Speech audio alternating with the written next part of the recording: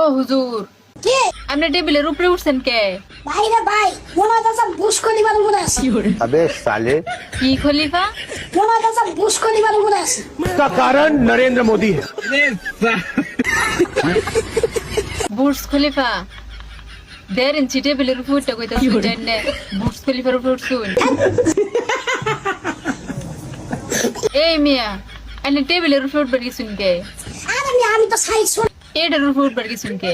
এটা দোকান না? দোকান ঠিক আছে, আমার তো উড়াই দিছে একজনে। কেডা এমনি বুর্জ খলিফা উড়াই দিছে? দোস্ত লোকটা গেছে গা। এ খাইছে রে। তাইলে এখন আপনার বুর্জ খলিফা থেকে নামাইবো কেডা? জানি না।